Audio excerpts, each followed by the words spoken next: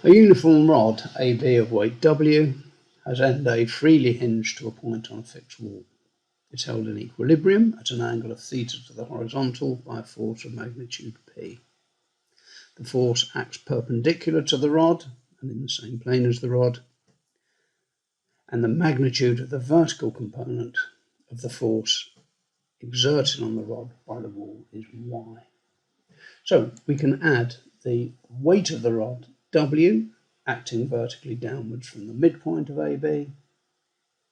We can add a horizontal and vertical force X and Y exerted on the rod by the wall at A, and we can show that the force P will be at theta degrees to the vertical. This will help us when we resolve forces.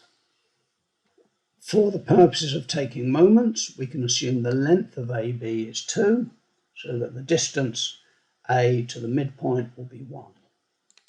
Taking moments about A, we're going to have 2 times P, as P is perpendicular to AB, and we're going to have 1 times cos theta times W as the clockwise moment of the weight about A. From this, we can see that P equals a half W cos theta. Next, we resolve vertically, and we have Y equals W minus P cos theta. P cos theta is the vertical component of the force P.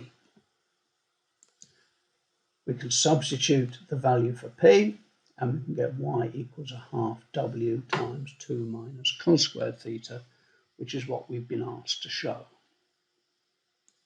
We're given that theta equals 45 degrees, so sine theta equals cos theta equals 1 over root 2.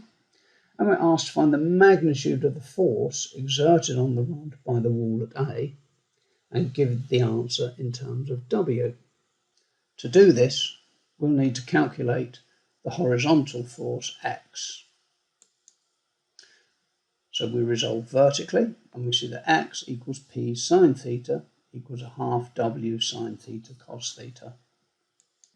We have an equation for Y, and if we substitute 1 over root 2 for cos theta, we can see that Y equals 3/4 W. We substitute theta as 45 in the equation for X, we can see that X equals a quarter W.